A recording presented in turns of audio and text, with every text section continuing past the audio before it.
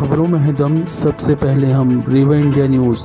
हम नहीं, हमारी खबरें बोलती हैं। देखें कमलेश मिश्रा के साथ। तो नमस्कार दोस्तों, मैं हूं कमलेश मिश्रा और आप मेरे साथ देख रहे हैं रेवा इंडिया न्यूज। अगर आपके पास भी है कोई खबर तो हमें व्हाट्सएप करिए 9685369684 पर। तो चलिए देखते हैं आज की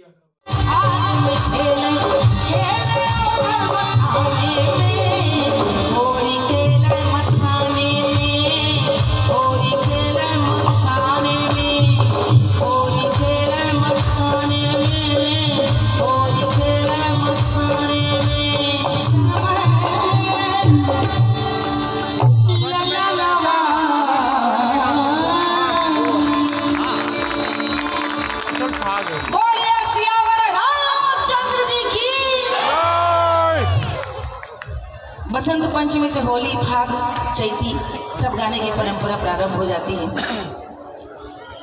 यहाँ आरती होनी हमें देखिए, इससे सुंदर बात क्या हो सकती है कि माँ नर्मदा जो पूरे मध्य प्रदेश और गुजरात की कह लीजिए संजीवनी का काम करती है, प्राण देने का काम करती है और भगवान शिव की इतनी प्रिय, ऐसे माँ नर्मदा का उत्सव उनकी जयंती पर मनाया जाए। और जो मैंने दिन में अपनी आंखों से देखा, ये तो देखिए सांस्कृतिक कार्यक्रम है, लेकिन दिन में जो उत्साह देखा है कि गांव से लोग चले आ रहे हैं, स्नान कर रहे हैं, चुनरी चढ़ा रहे हैं, भंडारे लगे हैं जगह जगह, आनंद आ गया देख करके। और मुझे लगता है कि भारतवर्ष के अलावा ये और कहीं संभव नहीं कि नदियों को हम माँ का सम्मान दें, उनके जन्म मनाएं और उनको एक तरह से आभार व्यक्त करें कि आपकी वजह से हमारा जीवन है।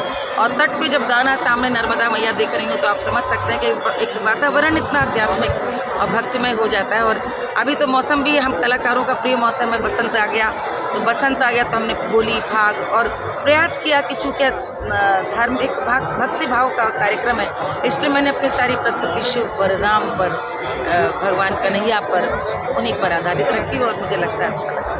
मंडला से भी आपने अपने कनेक्शन का जिक्र किया, क्या कनेक्शन है? बचपन से हम लोग सुनते आए हैं कि मंडला, हमारी जो नानी थी वो मंडला की और ब्याह कर चली गई कन्नौज। तो जाहिर है उस दौर में तो बहुत दूर था मंडला, अभी भी है, और कहाँ कन्नौज, तो उनका आना एक ही बार हो पाया वापस ब्याह के बाद जीवन में। लेकिन वो बहुत प्यार से याद करती थी कि कैसे घर के पीछे नर्मदा बहती थी और कैसे वो तैर कर एक बार में पार कर लेती थी, कैसे उसमें घड़ियाल थे, शेर था, बंदर पाला हुआ था। तो वो हम लोग बचपन में बातें सुनते थे। और अब की बार जब नर्मदा जयंती के लिए मुझे कहा गया तो मैंने पूछा कि क्या कार्यक्रम और किस नगरों में हो रहा है। जब बताया गया मंडला में तो मैंने कहा प्लीज़ हमें दूसरे नगरों से हटाइए, मैं मंडला जाना चाहती हूँ। उन्होंने कहा मंडला क्यों आना चाहती? मैंने कहा मेरी नानी का जन्म स्थान है, मेरी माँ का ननिहाल है और मैं देख कर आना चाहती हूँ। आज आश्चर्य हुआ, मेरे भाई भी इसीलिए आए साथ में लखनऊ से, कि मैं जब अपनी वो पूर्वजों की ड्योढ़ी गई कोरगांव में, तो वो वैसी की वैसी आज भी उसी स्थिति में है। और जिस ढंग से वो जो पूरा एक गुजरा हुआ वक्त है, क्योंकि बहुत बड़े ज़मींदार थे, 84 गांव की ज़मींदारी थी, अब वंशज नहीं रहे, सब कुछ उस समय का सब घास हो गया। तो मुझे ये भी लग रहा था कि ये कितनी सच्चाई, निर्मलता है कि अभी तक किसी ने कब्जा नहीं किया। लेकिन वास्तव में इस तरह की धरोहर को संवारने की भी आवश्यकता है। 2.5-3 घंटा मैं वहाँ पर थी और बहुत लग रहा था कि आज जहाँ भी नानी आनी होंगी बहुत खुश होंगी कि मैं कोई बच्चों में कोई गया मंडला, अपने ड्योढ़ी को प्रणाम करके आशीर्वाद लिया जाता है। वहाँ तो कितने बुजुर्गों के पैर पड़े होंगे, इससे आशीर्वाद लेते हैं। अगर अभी तक आपने मेरे चैनल को सब्सक्राइब नहीं किया है तो प्लीज उसे सब्सक्राइब कर लें। खबरों को विस्तार से पढ़ने के लिए आप हमारी वेबसाइट पे भी जा सकते हैं, टाइप करिए www.revaindia.in।